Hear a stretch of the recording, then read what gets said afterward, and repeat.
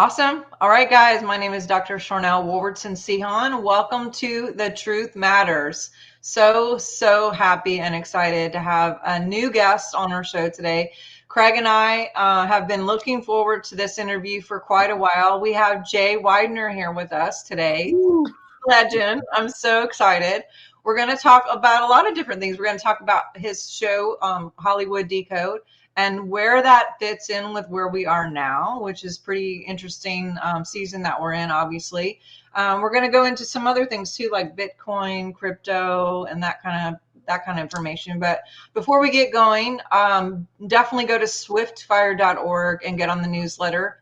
If you can get on the newsletter, then you know everything that's coming up and what we're doing, who we're interviewing, what shows, what interviews, what online events, different resources. It's a great way for you to stay plugged in, especially with all the censorship. And we never know when we're in Facebook jail or shut down. I'm a minute. Exactly. We kind of have we've been locked out so many times and we've had to start over with new channels. And so we're going to keep this language as free with censorship as possible so we can all stay here. But anyway, yeah, go there, check out the newsletter. And I am going to let Jay give us his version of who he is, what he's doing, and his bio, because I think he would know better than all of us. So Jay, I'm going to give it over to you. Thank you so much for taking time to be with us today. I just think you're amazing. So welcome. Yeah, well, thanks for having me. Well, I don't really like to talk too much about myself, so I think that's one of the reasons that people find me interesting, because I'm my least favorite subject. But short track is weird kid, got bullied a lot, had to learn martial arts to learn how to defend myself.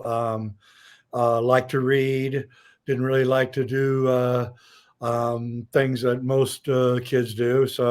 But I did like nature and I did like reading, and I'd be out in the woods most of the time reading books and looking at nature. And then I was kind of didn't really know what I wanted to do. I was into photography, and then I saw the movie 2001: A Space Odyssey when I was 15, and it was my first religious experience, I guess. And I realized that I didn't want to do anything but make films. That was the only thing that interested me from then on. I bought myself a movie camera and just kept going at it. My advice to young filmmakers is to just keep going. Don't stop. If you're going to have a job, so get a job because it's expensive, but just keep going. I guarantee eventually you will get a payoff. But anyway, so then I went to Hollywood and wrote screenplays and worked on pretty crappy movies, and was pretty much disappointed in the entire experience. I was there for 7 years, but the good thing about Hollywood was that that's where I discovered alchemy. And I discovered in a bookstore, a garage sale, where this old guy had died. He was like 90 years old, and each book, his wife didn't understand anything that she was doing with these books. I had $20 on me. It was in the valley, and so I went to this garage sale and I found these books, and I was like, what are these? There's all these books by all these esoteric people, and they were hard copies, and they were just like expensive books. You could tell just by looking at them. And I said, how many? She said, they're $1 each. I was like, what? And so I grabbed all 20, because all I had was a 20. I grabbed 20 books, and one of them was, they were all, I still have them back there. They're some of the most valuable books I've ever read in my life. You've probably heard of all of them. They're famous books esoterically. And went home and started reading them and got really frustrated with these books, because I'd read Ulysses by James Joyce. And I mean, I thought I could read and understand anything. And I just could not understand what I was reading. And that irritated me. And so, but I kept at it, even though I couldn't understand what these esoteric books were trying to tell me. I grew up Catholic, and I couldn't just what they were saying is just making any sense. And then I was at Mendocino Beach in Northern California camping, and I had one of these books with me, Mystery of the Cathedrals by Fulcanelli, and the waves were rolling. I had a fire going, and I must have been just in that one place that you need to be. And I started reading, and the words just like gushed out of the page on me, and I got it over and over to the point where I was crying because I understood that everything that I've been told and taught was wrong, and it was all BS, and that all these ideas that you held so firmly and argued so eloquently for were all wrong. And then my mind was blown. And later, right after that, I had a very shamanic experience in which I was told I had to quit working in Hollywood, that it would destroy my soul. And I realized now it would have. As my friends that I left behind, that's what happened to them, usually through sex or drugs or both. And so I moved up into Washington State to get away from the big city. And like the first day that I was there, up in Seattle, I was going through the radio dial, FM, and just to see what kind of radio stations they had. And I hit this one, it was a far on the left side, like 89, 90.3 FM. And it was like an NPR college station. And I recognized the voice. And it was the guy who invested in one of my movies, a big record company in Los Angeles. And so I called him up. I said, "Hey, man, how you doing?" He says, "I'm doing great." He said, "Let's go out to lunch." So we go out to lunch. He offers me a show. I've never been on the radio my entire life. He offers me a show on the spot, 6 hours a week, and says, "You can interview anybody you want." I go, "Anybody I want?" And he's like, "Yeah, anybody you want." Okay, we'll do it. So the very first show, I had Terrence McKenna. I had this top conspiracy theorist. What's his name? Peter. He's a teacher at Berkeley. I can't remember his name now. He's an elderly fellow now, but I had him on, and I'm talking about the Kennedy assassination. I had Terrence talking about shamanic mushrooms and psychedelics, and then the third one was even crazier. And then I got done, and I was like, I wonder what's going to happen now. And then the guy I know comes storming in the station. He's like, "What are you doing?" I said, "What do you mean?" "You're supposed to be talking about foreign policy." And I was like, "Oh, I'm not interested in any of that." And he said, "You're not?" And he said, "No, I'm interested in this stuff." And he said, "Well, I don't know. We'll give you 3 months. We'll see how it goes, because I don't think this is going to work." And so a couple of months go by. It's now fundraising time. And I make more money for the station in my little 6-hour slot than all 168 hours in a week. Yeah. 162 hours made. So we made more in my slot than all the other people that were raising money for the station during that week, the first fundraiser. And then I knew that I was on to something. And that's when my career really started changing, because that's when I got a job at Gaia in the 90s and became their video development director. And then finally I did all the productions for Gaia from startup as a streaming network in 2012 until I left in 2018.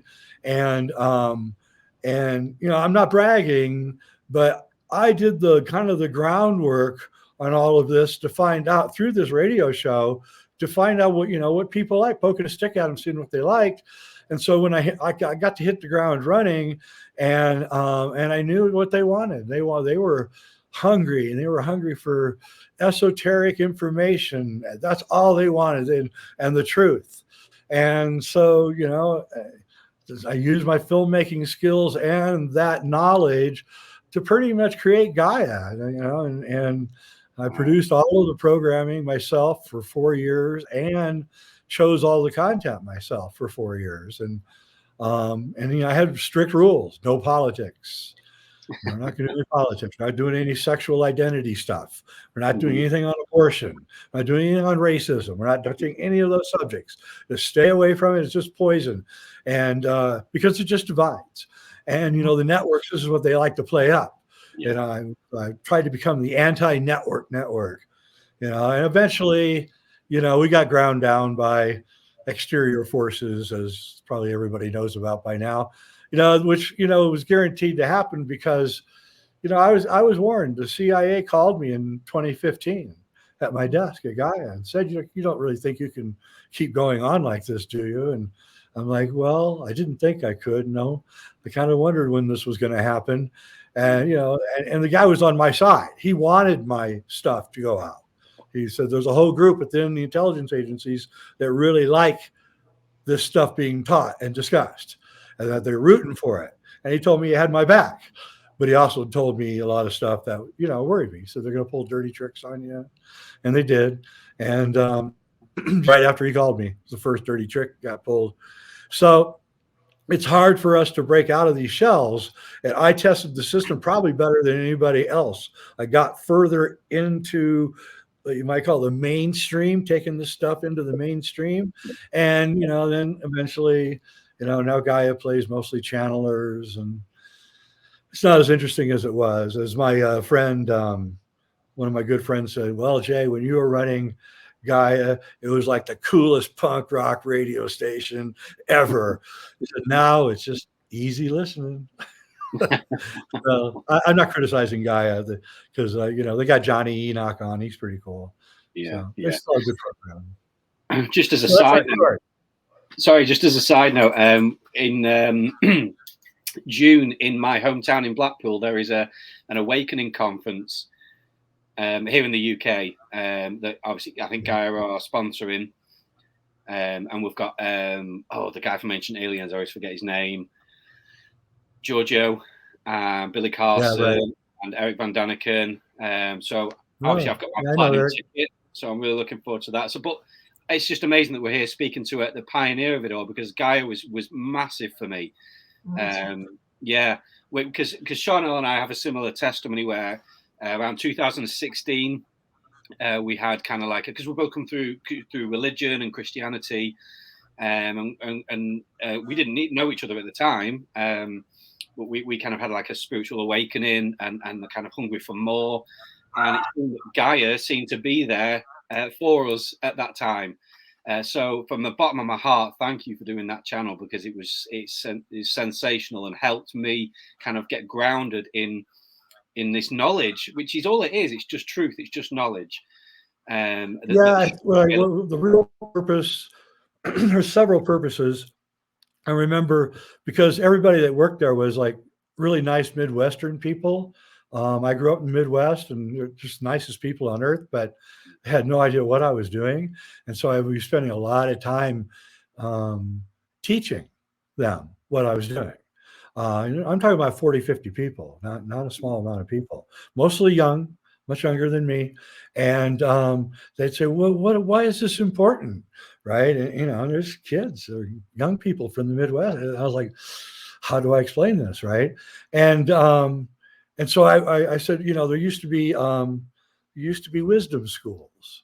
You would go there and you would pass some ritual initiations, and then they would teach you. They would teach you the Platonic solids. They would teach you about a lot of things that are deep but necessary in order for you to be able to function in the physical and spiritual world.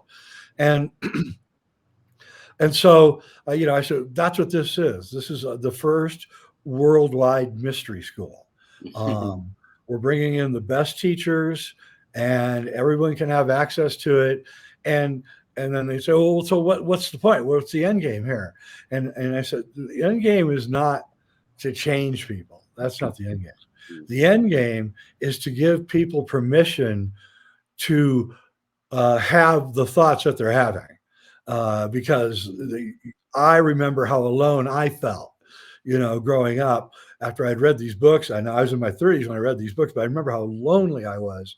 And I would try to tell people, and they're just like, look, what are you talking about, you crazy person? And I was living in LA, and nobody was spiritual at all. Or if it was this real strange, phony, kind of weird Hollywood spirituality, which I never got. And So that was really the point. And, and what happened to me was that I went, when I moved up to the Puget Sound area from Los Angeles in the late 80s, there was late 80s. Yeah. There was a library, the Metaphysical Library. And it was just this little library in this little dumpy building in Capitol Hill area. And it was filled with like 10,000 books. And people just donate books.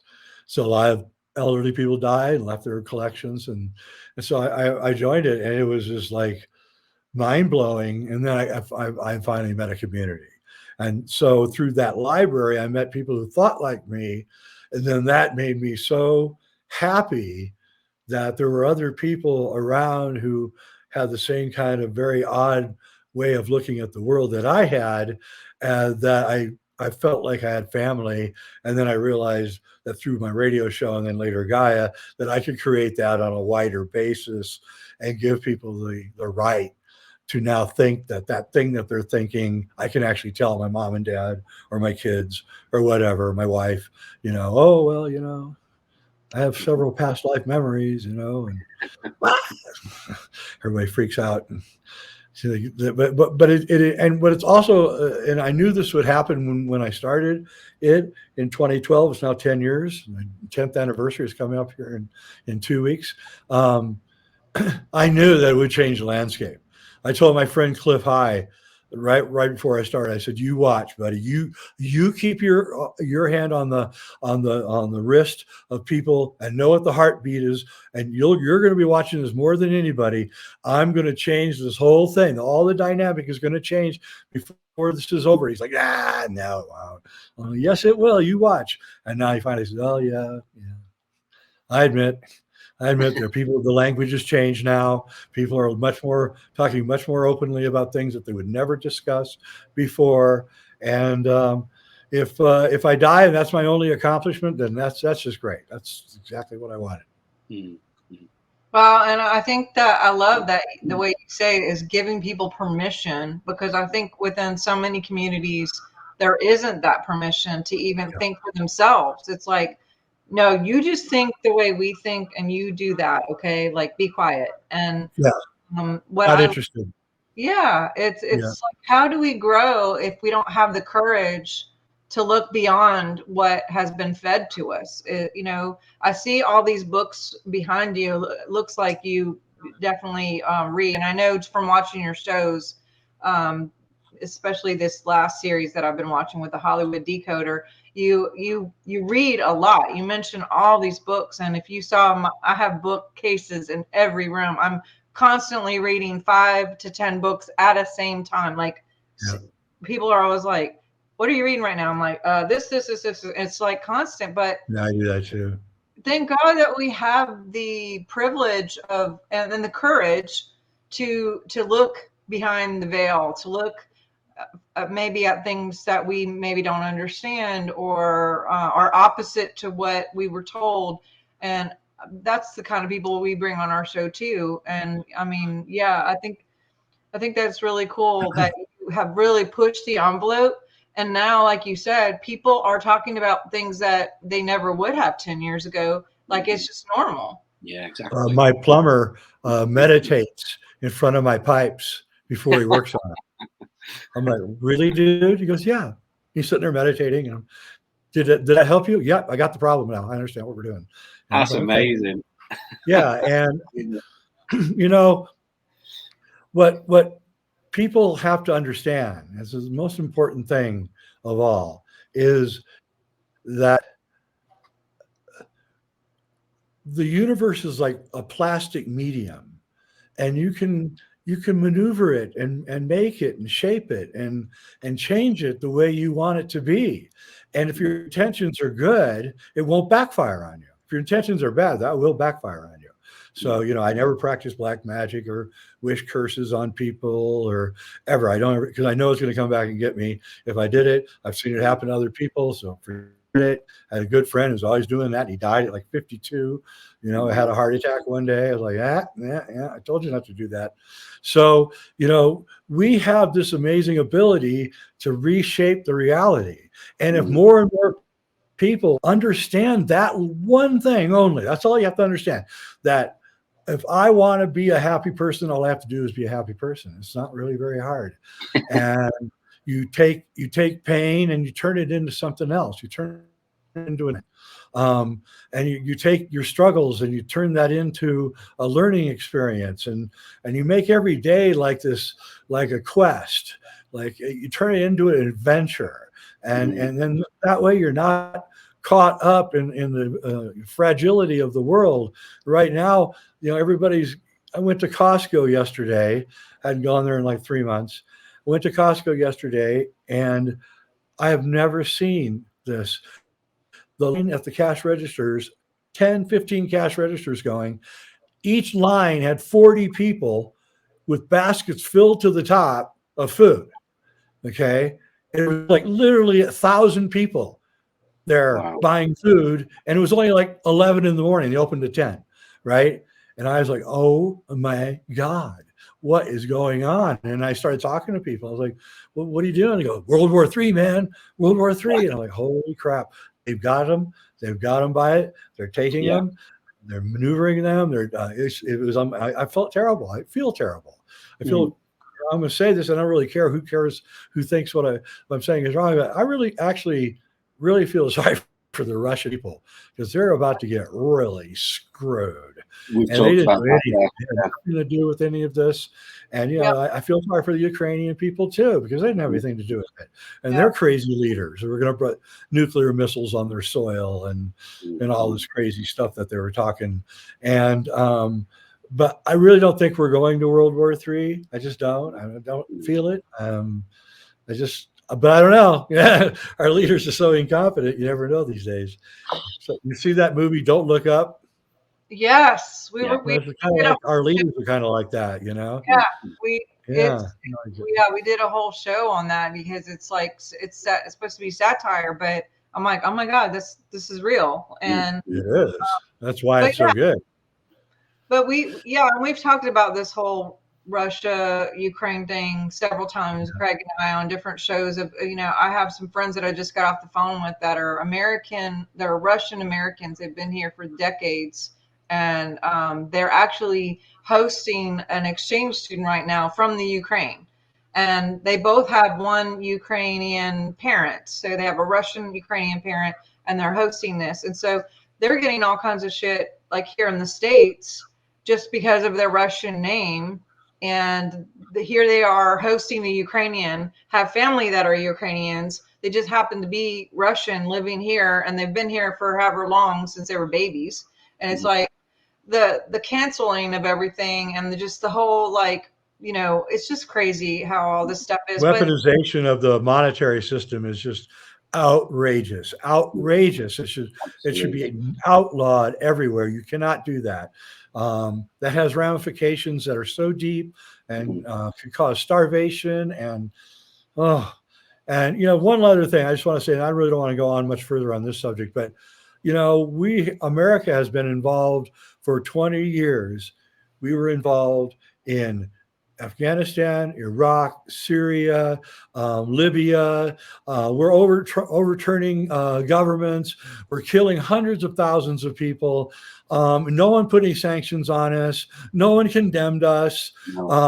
We got nothing out of it. And then we just left the countries behind, destitute, the destruction everywhere. And we never lifted a finger to help them after we left. So I don't know, you guys, you got self-selected moralization is just not up my bag here. You know, I'm against all of it, and I think it all should stop. We're bigger than that. We're adults. We don't need to start shooting at each other. Absolutely. It just highlights how much the media and government collaboration controls people's minds. And that's what I love about. Sorry, go on, Sean. Go on. Sorry. This is a perfect example of what you were saying, how you felt bad for the Russians because they're doing all this stuff. And it's just really the crazy leaders, because just the whole like timeline of what you just gave of different things for events in the United States. I personally, and you personally didn't make those decisions. This is like other people, we're all just kind of caught in the middle. And it's like, shit, I don't want to be here and I don't want to do all those things.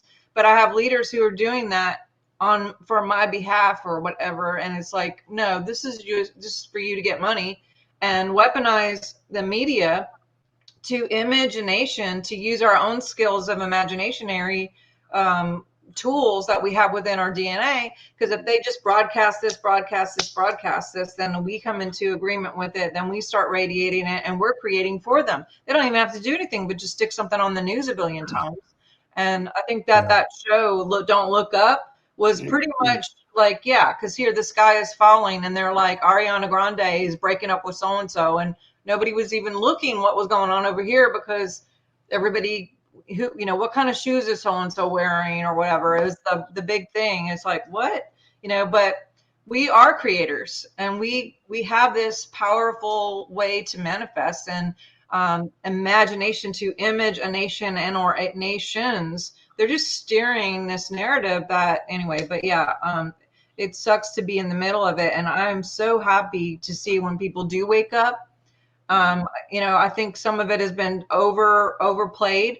And so that people are starting to wake up. But I do have a question about the movie. Since you were in Hollywood, and I know you have this whole Decode thing, which I really love. Do you think that even the people who are making like that movie, for example, are they doing it to give us a heads up and to say like, look how stupid this is? Or do you think that they're in on it? Because I've wondered that kind of stuff. Well, the movie Don't Look Up is a fun movie. It's underlying propaganda is not is bad. Because what it's saying is that if you don't absolutely believe the global warming religion, then you're one of these idiots. And I study long-term weather patterns, and I can tell you because of my research into alchemy, to be honest with you, and the cross of Henday. And so that forced me to go look at catastrophes in the past. And I can tell you, every 400 years, we go into a shitstorm. And we're in it now, 1600, right when the cross of Henday was built, warning us about these catastrophes. That's when we started the last one, and we're going into the next 400-year pattern right now, and all sorts of cosmic rays are coming in because they don't have the electromagnetic field to buffer we don't have the atmosphere either to buffer, and so all this stuff suddenly coming in. And if you look at the history of, say, media of Europe, 1600 to 1750 or so, when it finally started ebbing off a little bit, and the cold started going away, and the mini ice age ended. If you look at that time period, all sorts of weird stuff happened. Whole villages would go completely mad and kill each other. And they would find villages where everybody was dead. They all murdered and hacked each other to death. They would find there were what's called the dance craze of Europe, where a woman would walk out into the street and do this kind of herky-jerky dance, and then pretty soon a couple more women would join, and pretty soon 30 or 40 women would be out dancing for hours and hours, and villages that never talked to each other had this happen all over, as if there's like some kind of cosmic rays getting in and causing a little bit of a madness to happen, is what I'm thinking. And when I look out the world and I realize the cosmic rays are once again with us, and I see the people kind of losing their minds, and I have to wonder if this is what's going on. Is we're literally going into a time period of just utter craziness. And with nuclear weapons, it's one thing in the 1600s to go into it, but with nuclear weapons and food going away quickly and lots of stress on all sorts of environments, we're heading into something that we've never seen before. And it's jaw-dropping. And every day I'm more and more blown away by what I'm seeing on every level. I mean, I just sit up on my mountaintop with my internet, my shortwave, and bouncing all day long from thing to thing in between doing gardening and stuff. And people say, well, what do you think's going on? And I say, you don't want to know, it's like, it's too crazy. So, we're moving into, we're moving to a place where we have to make a choice. And the choice is between transhumanism and the natural world. Yes. And, I live a natural world life. I eat my own food and I raise my own animals, and I have a very sacred place where I live, and I know a lot of you don't have that. But the world that they're offering us, the world that's coming at us, everything in that world is on the wrong side of history. Okay. So let's just imagine that you live in New York on the 8th floor of your apartment building, and you've got an electric vehicle. How are you going to charge it when you get home from work at night? You're going to put an extension cord down the 8 stories? They're not thinking anything through, is what I'm saying. Right now, if you built 300 nuclear power plants on this planet right now, started it right now, and after you got all those plants done, you still would only be producing about 25% of the electricity you're going to need for an all-electric world. That's 300 nuclear power plants. All you have to do is just do the math and figure it out. It's not possible. Everything that they're doing is on the wrong side of history, and it's weird. It's weird. I have a lot of Latino friends and relatives, actually, too. And I've noticed that they've all gone conservative in the last 3 years. And I'm really perplexed by the whole thing. And so I was at one of their gatherings, and I started asking them, what you used to be kind of liberal, and suddenly now you're like conservative and talking about voting for a Republican. Like, what happened to you? And they go, well, I tell you what, every time I see them say something for the transsexuals, I turn into a Republican. And I thought to myself, wow, that's interesting, because they're so Catholic. They find this thing so an affront. And so, again, are they on the wrong side of history? Over and over, I think they are. And when you're on the wrong side of history on every single subject, how does this end? Because they're forcing this world on us. They're forcing a world where, okay, if you tell Russia that you don't want their oil, their natural gas, their fertilizer, their wheat, their uranium, they're just going to sell it to China.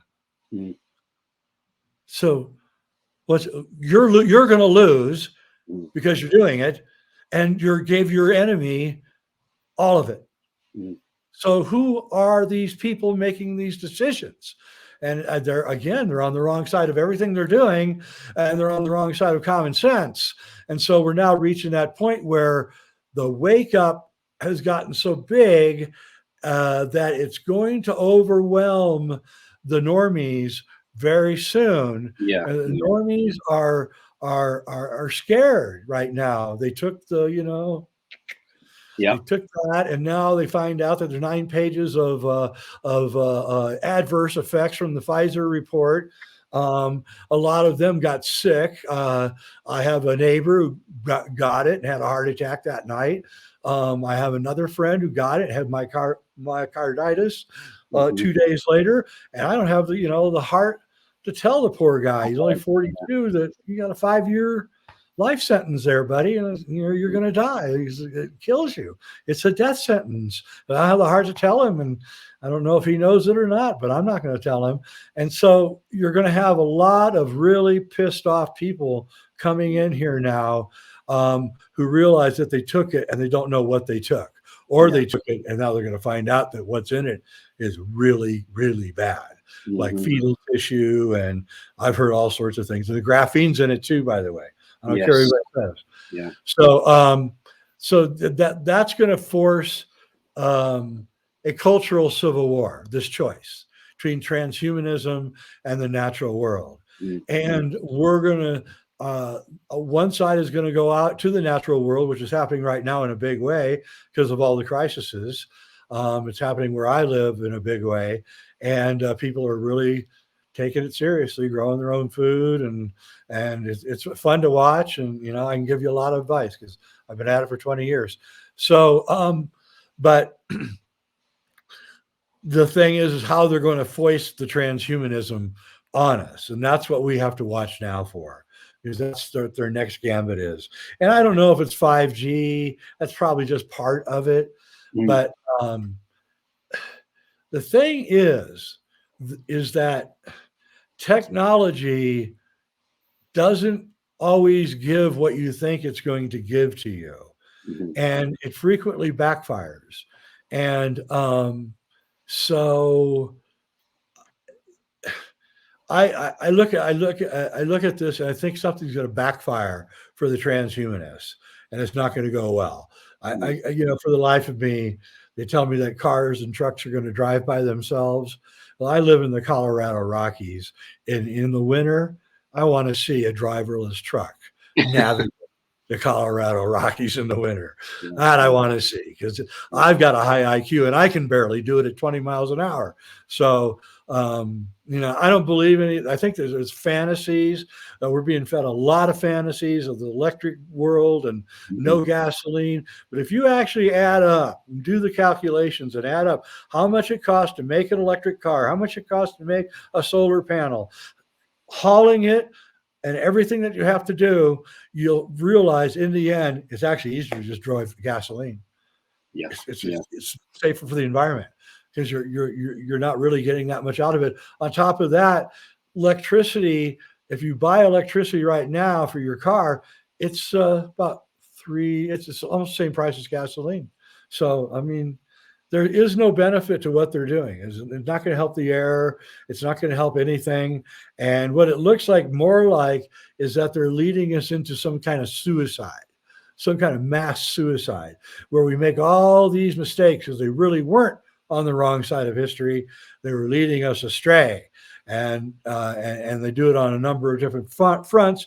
And when we saw weaponization of the financial system through the truckers and through the Russians, then the whole thing opens up and you see where we're going here.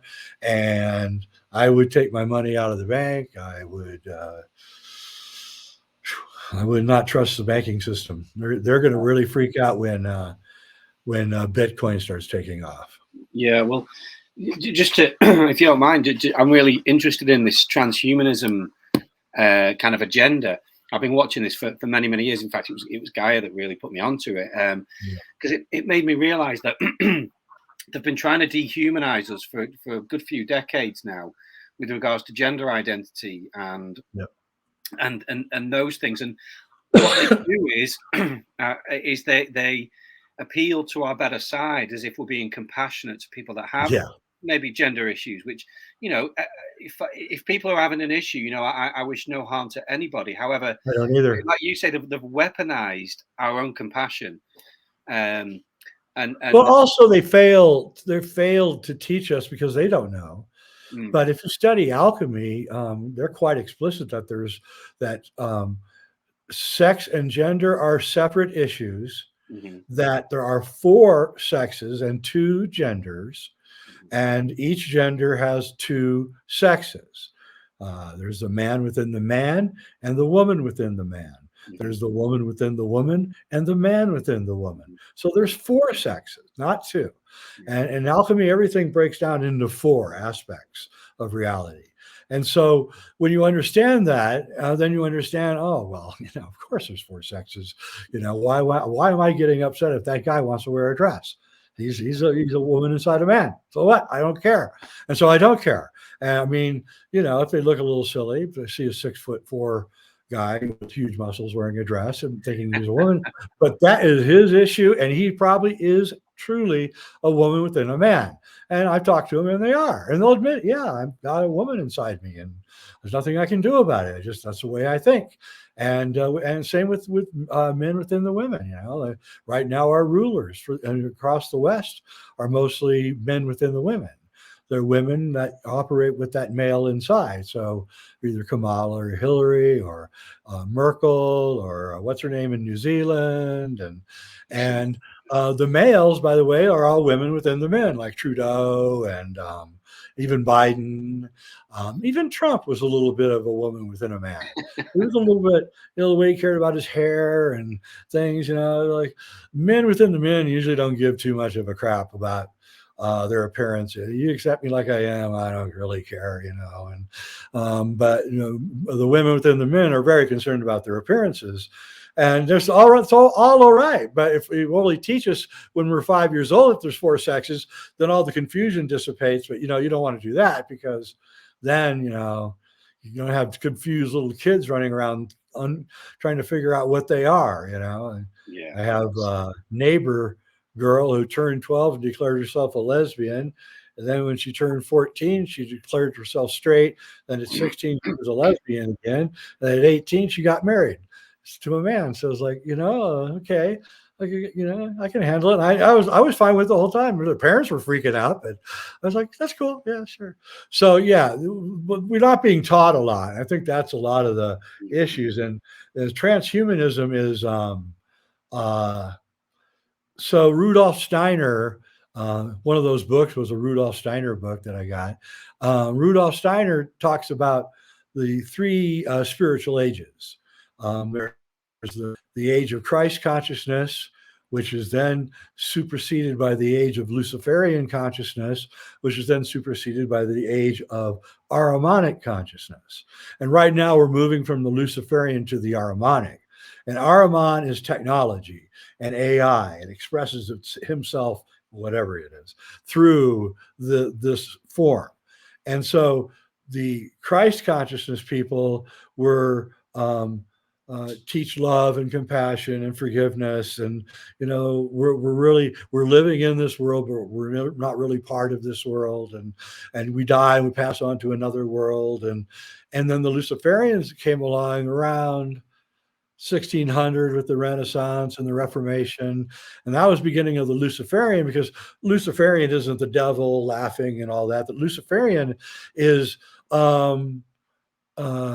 this idea that we can perfect the world. It actually is an alchemical idea, but they misinterpreted the alchemy. Alchemy is through spirit you can perfect yourself, but they thought it was through physical matter that you can perfect the world, which you can't, by the way. But so the Luciferians created science and technology and made a pretty cool world in a lot of ways. We wouldn't have this show if it wasn't for the Luciferian technology. But as Steiner points out, Luciferian technology will evolve into Ahrimanic control. And that's where we are right now. So Ahriman is this Zoroastrian god that Steiner picked because of his proclivities. And his proclivities are ultimate control, use technology to control every aspect of your citizens' lives, from their thermostat to the calories they take in, to what they're eating, to the whole. And we will be vegetarian, by the way, very soon here. They're going to outlaw meat very soon. So, so Ahriman is. Steiner said that he would emerge at the beginning of the 3rd decade of the 2000s. So that would be 2020 would be beginning of the 3rd decade. So COVID and all of that entered in exactly when Steiner predicted that the Ahrimanic forces would begin to emerge. And so Ahrimanic forces are beginning to emerge, and they're forming into one cohesive thing. Like all the lines on the globe come up to the top and they all converge. So technology is converging with biotechnology, is converging with computers and AI, and they're all on this crash course going forward, spending billions and billions and billions of dollars to achieve this end. And we can't let that happen. We can't let that happen. We need, what we really want to do is we want to create a world where we get rid of all our crappy architecture and we replace it with sacred architecture. We want to change the way we teach ourselves and our kids. We want to live in nature. We want to immerse ourselves in nature. We cannot find ourselves except through nature. That's what's so great about alchemy. Alchemy is a combination of nature, spirit, and science. and it has a scientific aspect, and that's the life we want to live. And we have to understand there's this ether all around us, this invisible energy, and we need to consume that energy. If we learn to consume that energy, we not only get extended lifetimes, but we don't need to eat as much food, and we're in a happier state, and we can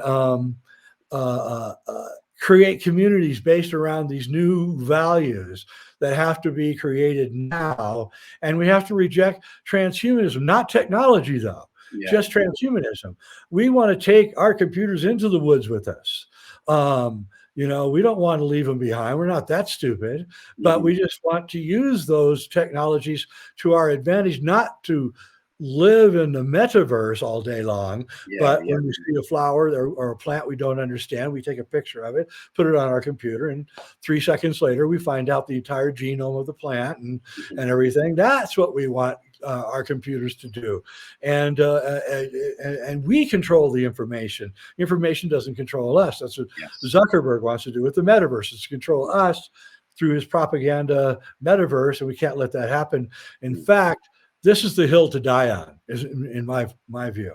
If this is a battle and this is a war, this is the hill to die on. And do not let ourselves slip in to their transhumanist world. We must do everything we can to stop it. And it's not hard. It's not hard. You can grow on 1 acre. You can grow enough food to feed a family of 4 if you just know how to do it the right way. And I'm not talking backbreaking work. In fact, hardly any work is needed. I'd hardly work at all. I plant the seeds, I put the water on, the water system, I come back maybe a couple of weeks later, de-weed, and it all runs by itself because it's a self-functioning way to garden. It's put together in a way that it just works on its own. And these things are easy. It's so easy now to live off the land. And you can get good solar panels, or you use wind, and there's a thermal, and there's all sorts of ways now to power. And, we don't even use that much power because we just don't. I mean, and so that's the world, or this is the choice we have. Personally, the way they're passing around these laws and making regulations and canceling everybody out, I think we're going to have to go to this culture, because they're probably going to cancel out your ability to buy food if you don't have the right political viewpoints. And I know I certainly probably am one of those who's not going to score very high on their scoreboard there. And so, that's one of the reasons I am independent, because I know I won't score very high on their coming, whatever it is, cultural scoreboard. And because I'll rate low because of my critique of the establishment and continuous critique of the establishment. And and the boys in the World Economic Forum, they're preaching centralization of power. No.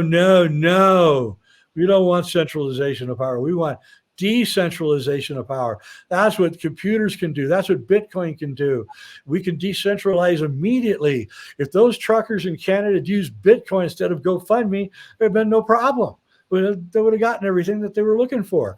The same thing, in Russia, if they would just switch over to Bitcoin, they'd find a million ways to get around everything that's happening to them. But people don't understand Bitcoin. So that's another thing that we have to teach, is because the guy that created Bitcoin, Satoshi, he understood about this decentralization, the great decentralization that's coming. You're not going to have the gas to drive the trucks to get the food. This is where we're going. And I don't know if it's a conspiracy. It probably is, but I don't know if it is, or they're just a bunch of screw ups. It could be that. But either way,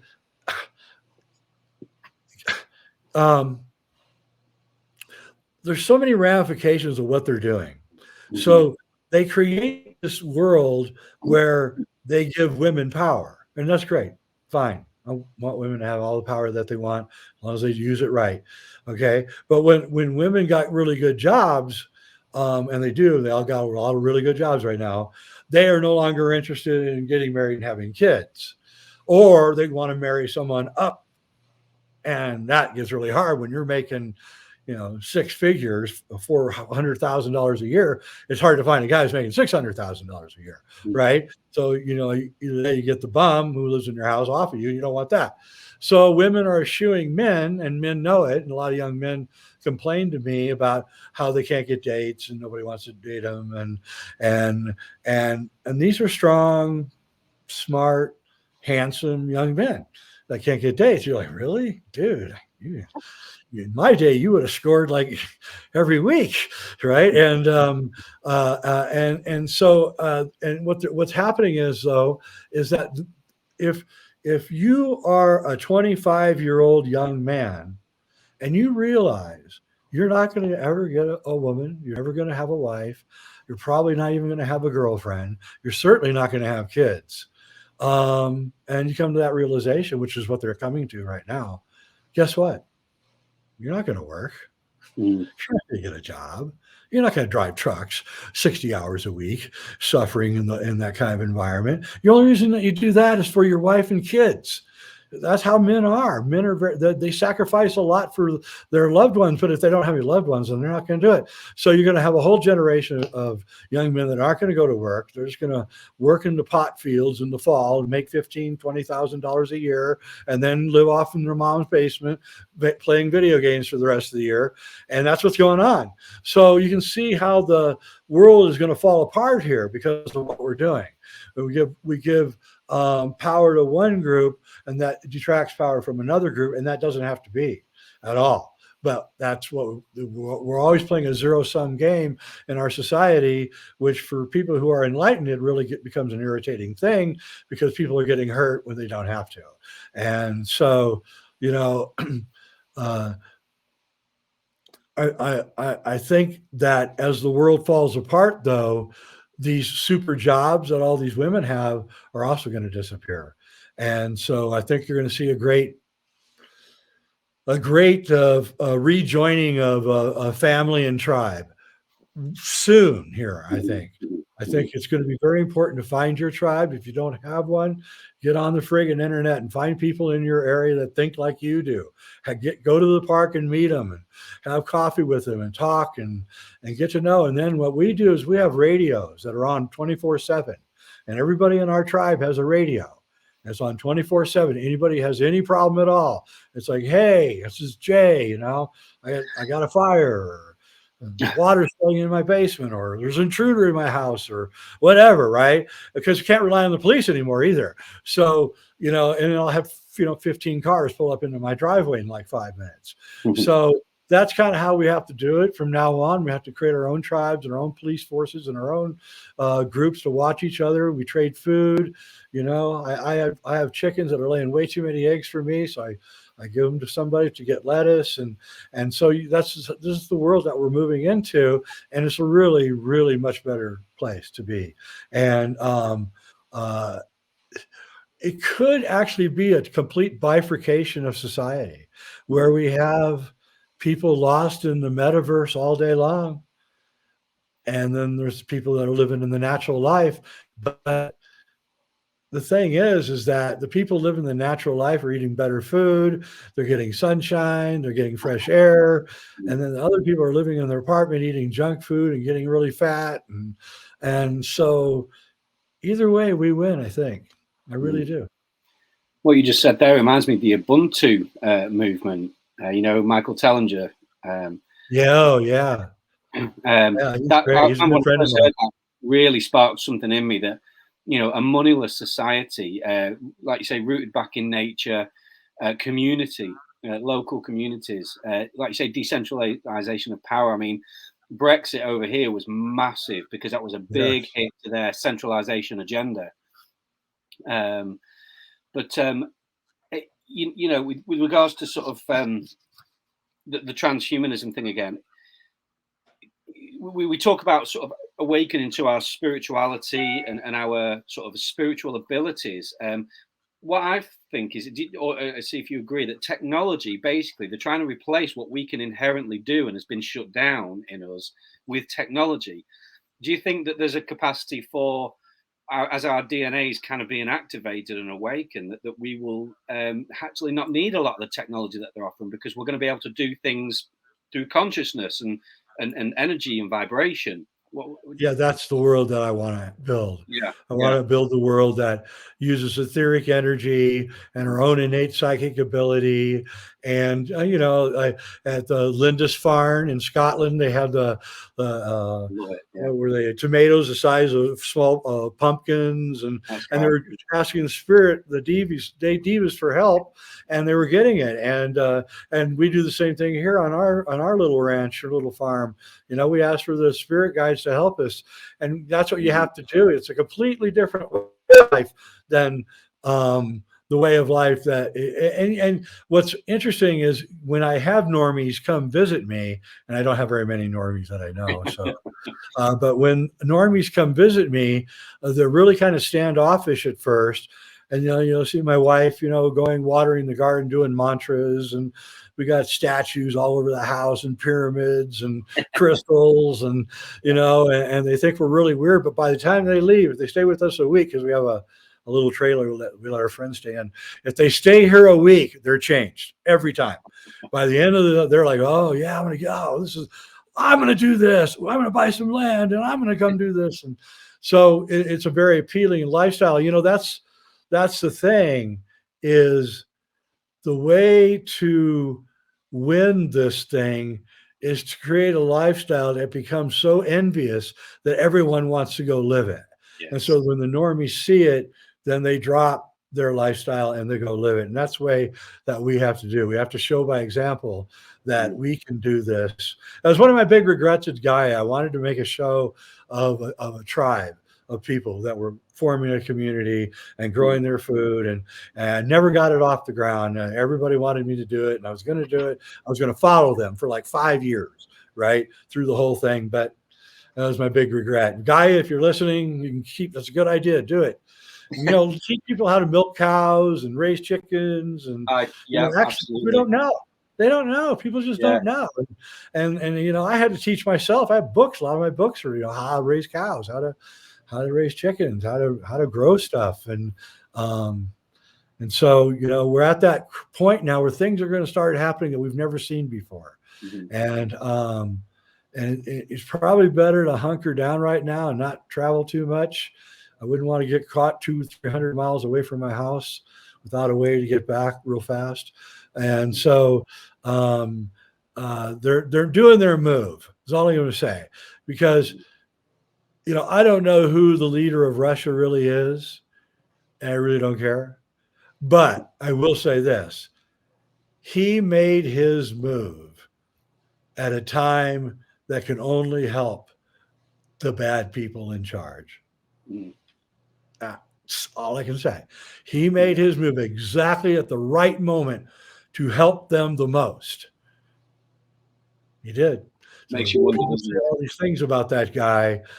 You've always got to wonder, wait a minute, he could have invaded 5 years ago, 2 years ago, but he waits until this exact moment when everything's starting to loosen up with the other stuff that was going on and everything. And now we're back in the crap again, and it's like, dang, man.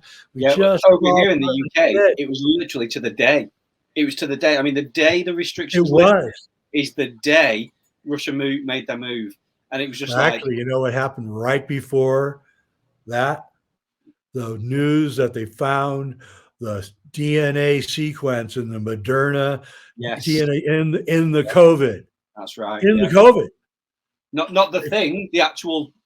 They found patented Moderna DNA. The 2 weeks before that, the Moderna CEO sold all of his stock, $400 million, deleted his Twitter account. All right. That's what you do when you're trying to run away from a crime, by the way. And then I predicted on my Facebook, I put the article up that they'd done the CRISPR technology and they'd found the patented DNA. And I said, right that day, I said, you watch, this will go away tomorrow. Mm-hmm. And the next day Russia invaded and it was over. Whoa. Yeah. Whoa. Yeah, it's just like that movie again, going back to that. It's like, everybody look over here at the new shoes or the breakup or all the things, because over here we're doing something completely different to distract and to get you to, you know, not to see what's really happening. But Well, just don't lose despair. Don't get despair. You know, yes, it's not as bad as they're thinking it is. I know people in Ukraine. I talk to them. They've never heard a bomb. They've never heard a gun going off. They've never seen a tank. They've never seen an airplane. You know, so it's not what you think it is. And it's the fog of war. Everybody is lying. Everybody is lying. Yeah. Both Yeah. sides. Mm-hmm. And even people that aren't involved are lying. So it's not what you think it is. Nothing is really what you think it is. As I like to say, if you hear information that is absolutely unbelievable, it probably is. So, you know, I had some woman hysterically coming after me. The Russians bombed the nuclear power plant. The Russians bombed the nuclear power. And I said, no, they didn't. And she wrote back, how do you know? I said, because they wouldn't do that. No one would do that. Stupid. No one in their right mind would do that. No. And then the next day, oh, it was a fire. Then the next day, oh, it was a fire in the office. Then the next day, it was a fire in some equipment outside, right? And so none of it was true. It was just all made up. It was a little tiny fire outside the building. Somebody reported it as the Russians blowing it up. So, you know, don't. If you're watching the news, then you're going to be despairing, and that's exactly where they want you. Exactly. So get out in nature, take a walk in the woods, and don't watch their media.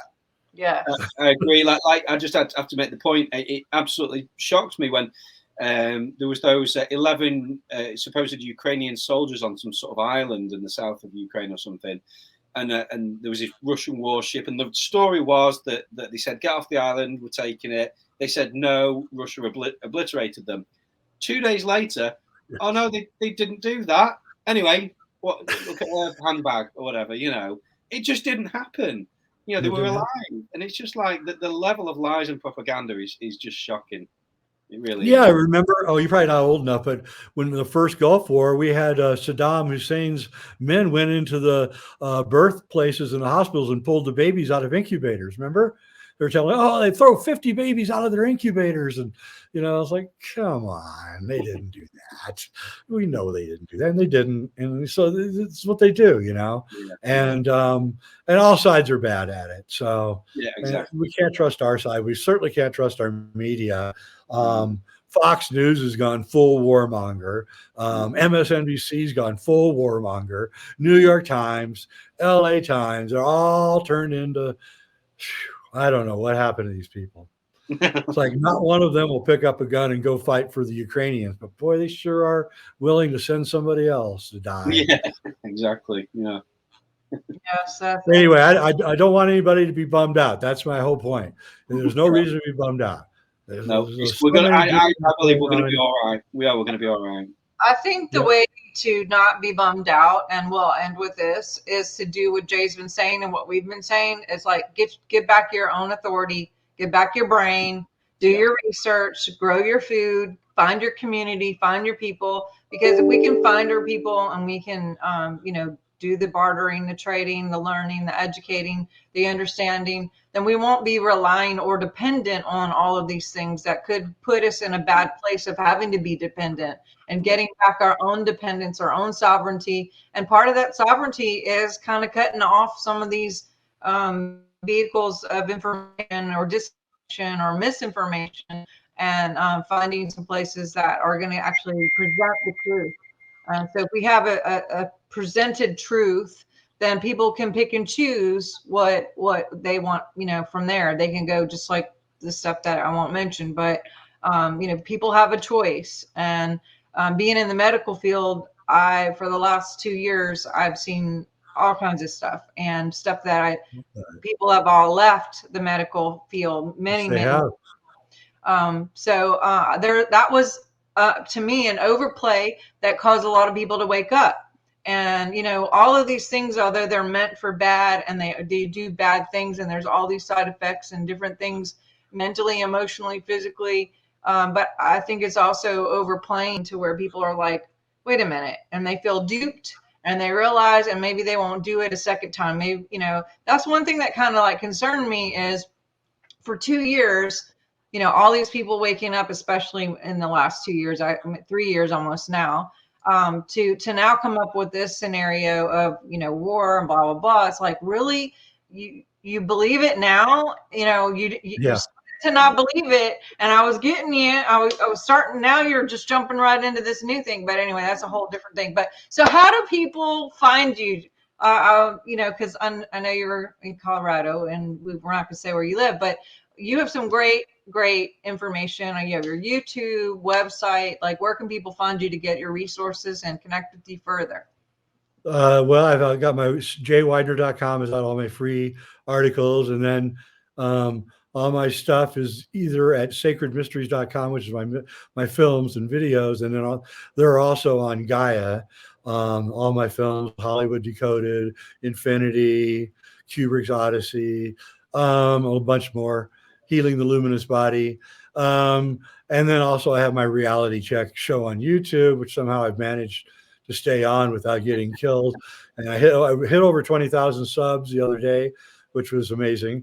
And I know YouTube just hates my guts, but I think I'm out clevering them by not talking about some of this stuff. So that's it. That's how you get me. I'm basically just doing my YouTube show from now on, because I'm just trying to get out this information that needs to get out before they shut everything down. Yes. That's kind of what it is. And that's what I'm doing. Well, we're very happy that you're doing this, and definitely pioneering for not just us, Craig and I personally, but all the people who watch. I mean, there's so many people who have had mass awakenings since you had Gaia and started all of this, and the radio show. So, I mean, really, this is what you are born to do, is to really cause the conversations and to present the information. And that's kind of what we're doing without trying to be like you, but we were just like doing it in our own world, and then we found you and we're like, look, he's doing it too. So that's right. Well, we want to get as many babies to be born, to start their own communication, and have it be massive and overwhelm them and flood the normies, and you have a beautiful cat. And so the number one thing is to unnormalize the normies. Yes, I agree. Yeah. Love it. Well, Craig, tell us where you are, and we'll close. You have your crystal shop in the check out my crystal shop. Run with my wife. crystalfalls.co.uk, UK-based online crystal shop. I'm a drummer in a band called Nth Ascension. Prog rock. If you're into that sort of thing, again, feel free to check us out. Find me on Facebook, where if I'm not banned, I speak my mind. So I'm happy to connect. And Jay, I thank you so much for meeting with us. I'm super happy that you agreed to do it, and wonderful information you've brought. Yes. Yeah, well, it's great to be here. Yes, and you guys can get me at swiftfire.org. Grab that newsletter. Also, my audio for the book Science of Miracles just came out, so you can grab that too if you go to swiftfire.org. We're gonna have to have you back, Jay. If you'd come back, I'd love to have you back, and we can maybe talk about ancient sites or something else different. But thank you guys again, and we will look forward to the next time. You guys have a great week, and appreciate you so much. Talk soon. Sounds good. Bye-bye.